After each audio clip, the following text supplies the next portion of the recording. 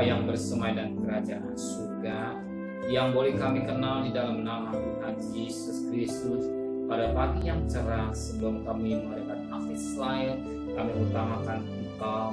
Itulah mengadakan mesbah keluarga, mesbah pribadi, dan patut kami juga berterima kasih kepada Engkau buat perlindungan penyertaan Engkau sepanjang malam. Dan kami naikkan pujian penyembahan, kami naikkan doa syafaat, dan kami juga rindu mendengarkan firman. Roh Kudus urapi hamba-Mu, Roh Kudus urapi kami, tentukan hati kami sehingga bukti firman diberikan. Shalom, pagi, selamat bertemu dalam kasih Tuhan Yesus Kristus. Hari ini kita akan membaca Markus pasal 3. Markus pasal 3 ayat 13 sampai ayat 30. Markus pasal 3 ayat 13 sampai ayat 30. Yesus memanggil ke-12 rasul. Kemudian naiklah Yesus ke atas bukit yang memanggil orang-orang yang dikehendakinya. Dan mereka pun datang kepada Yesus. Ia menetapkan 12 orang untuk menyertai dia dan untuk diutusnya memberitakan Injil. Diberinya kuasa untuk mengusir setan.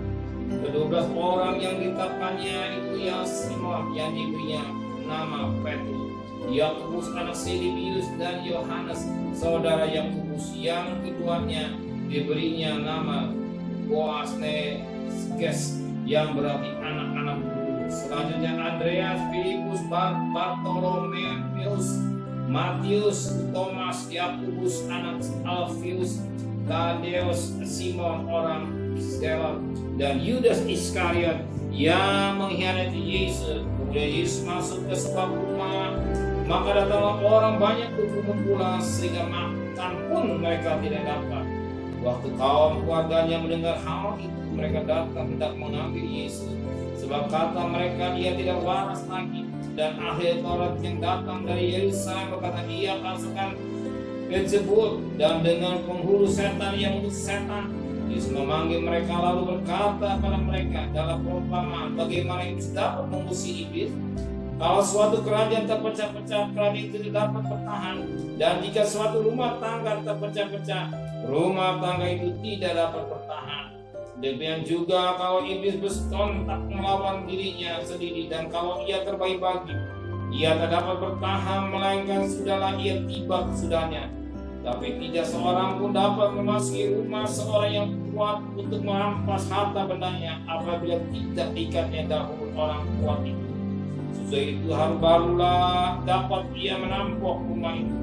Aku berkata kepadamu, sesungguhnya semua dosa dan hujat anak manusia akan diampuni, dan semua hujat yang mereka ucapkan. Tetapi apabila seorang menghujat Roh, ia tidak dapat diampuni selama-lamanya, melainkan bersalah karena berbuat dosa kekal.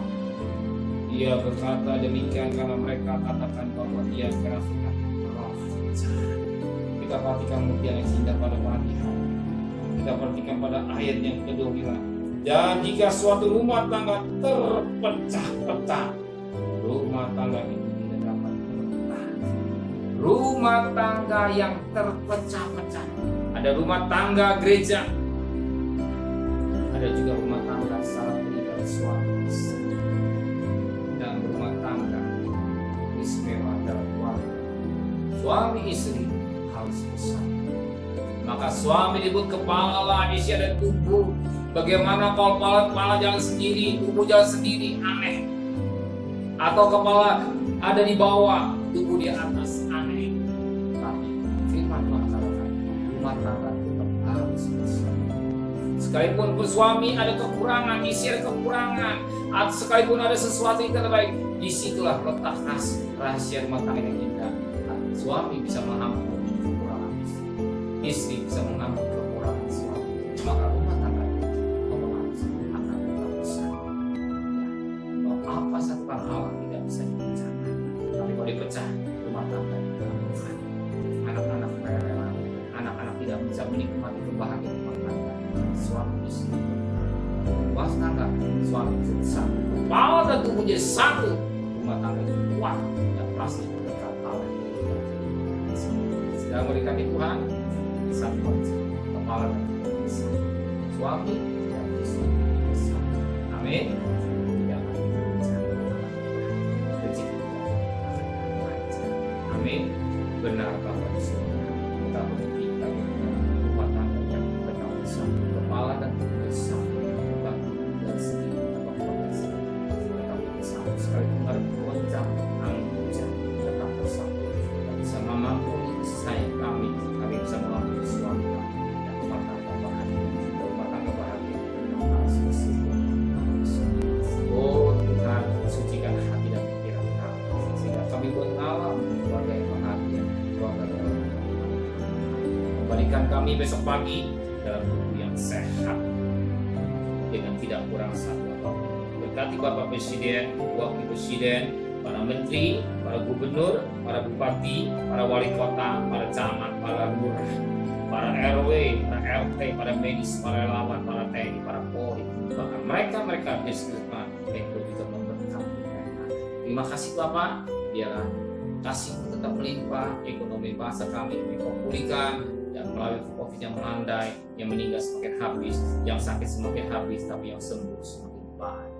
Terima kasih Bapak di surga dan kekasih. Terimalah berkat nikmat dari Allah Bapa, cinta kasih sayang dari Tuhan Yesus Kristus, dan berkat Roh Kudusnya tes darah hari ini sampai Maranatha Tuhan Yesus datang.